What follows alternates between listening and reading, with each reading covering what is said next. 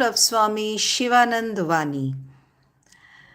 If you like our videos, do subscribe to our channel, like and share our videos, and do join us for every episode of Swami Shivananda Vani. So today we are going to talk about death. Maharaj is going to share certain words regarding death.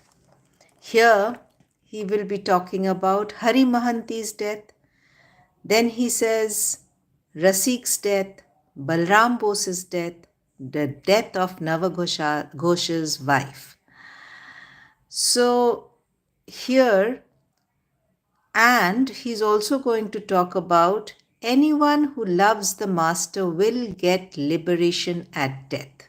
So whether it is Rasik, whether it is Navagopal Ghosh's wife, or whether it is Balaram Bose. So again, the place is Belur Math. Time is March 18, 1932.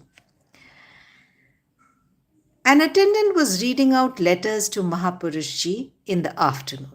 One letter from Bhubaneswar brought the news of passing away of Hari Mahanty, who had been blessed by Swami Brahmanand. It was a wonderful death. Just before departing from the body, Mahanty saw that Swami Brahmanand had come to him with a flower in hand which he wanted to give him. At the very sight of Swami, Mahanty became elated with joy and tried to get up to make pranams to him. But his weakness prevented him from doing this. Then Mahanty said to another who was by his side, "Take the flower from Maharajji," that is from Swamiji, hand and give it to me. But no one else could see the Swami. Then Mahanty said, "How strange it is. There stands Maharaj with the flower in hand, and still you people don't see him." He went on talking in that strain, and thus, having the vision of Maharaj till the last moment, and saluting him with folded hands, Mahanty left his body.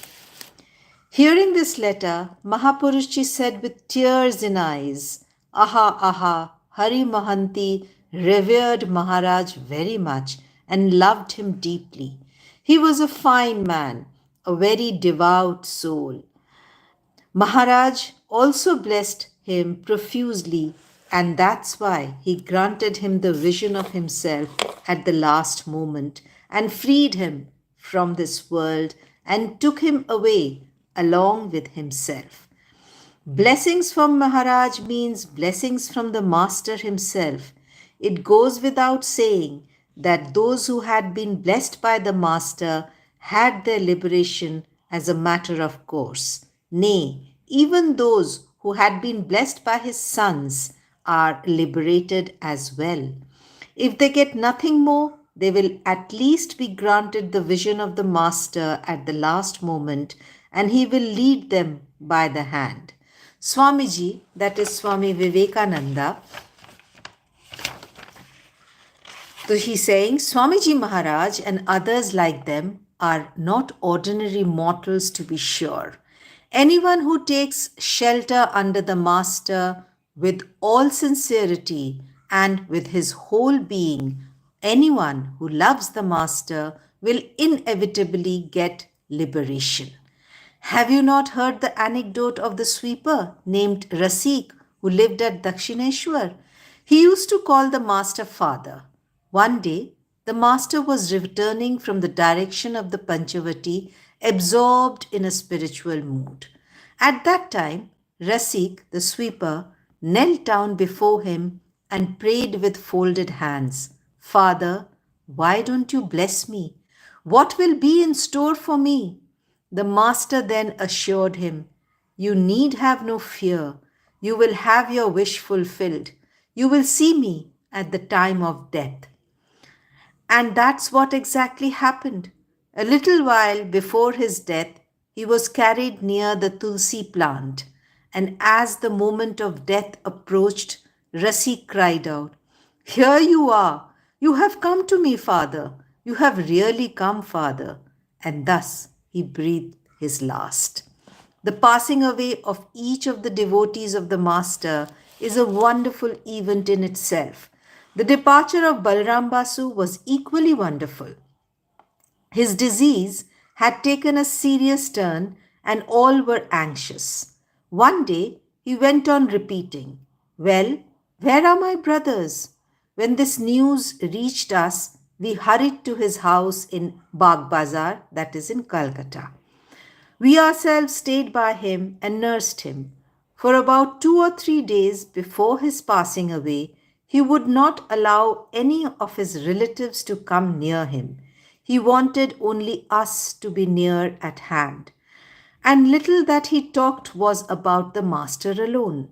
One day, before the final departure, the doctor came in and declared that he was beyond cure.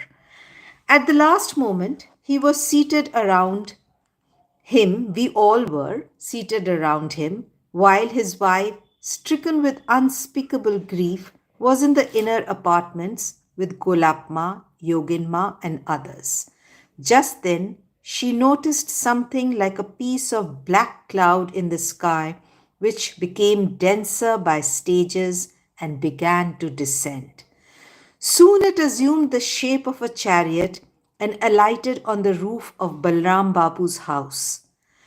The master came out of that chariot and proceeded towards the room where Balram Babu lay. Soon after, he issued forth, taking Balram Basu by the hand and entered the chariot again, which then ascended and vanished in the sky. This vision raised her mind to a very high plane where there could be no touch of grief or sorrow. When she returned to normal, she related this to Golapma, who came to appraise us of the fact. Balram Babu had passed away just a little while ago. Such wonderful phenomena do occur. Even today, we hear of supernatural ways in which the devotees leave their bodies.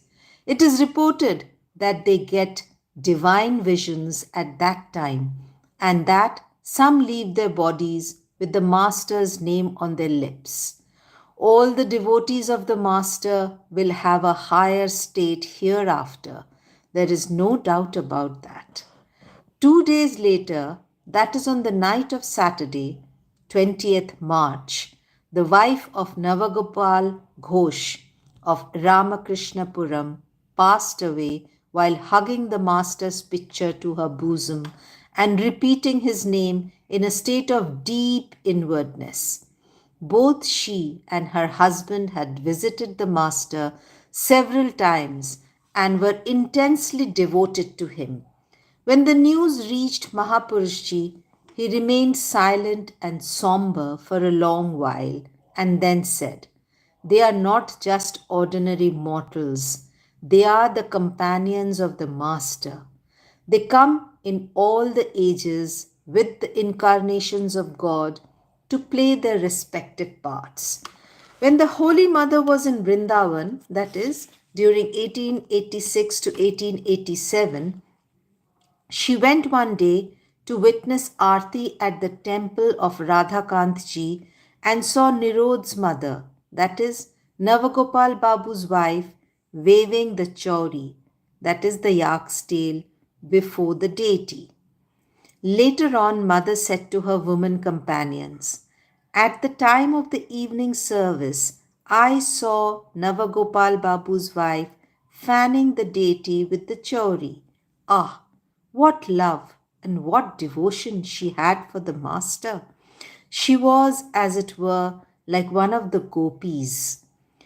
Once her son told her, "Mother, you talk now so much of the Master. Enough of it. Don't run after him any more.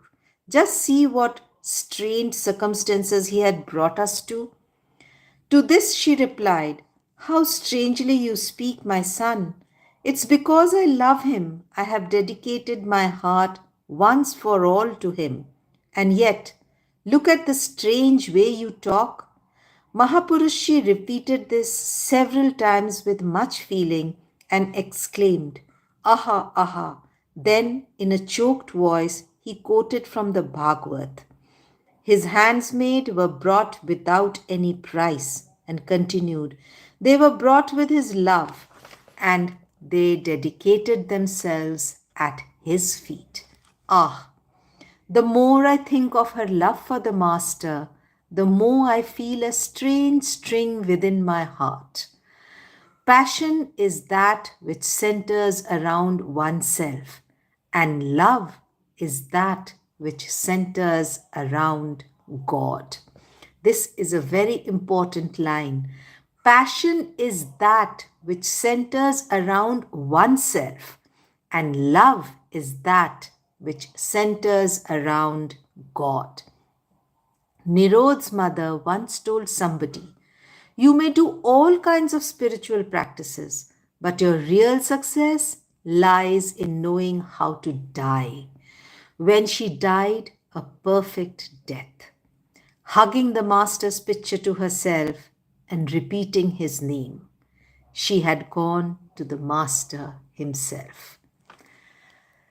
So let us pray that we too may be able to go to the Master himself and always be able to love him. Let our love be centered around him rather than be centered around ourselves. Hope you enjoyed today's episode. Do stay tuned to Devakshar for more videos like this. Like and share our videos and subscribe to our channel. Thank you so much for being with us. Namaskar.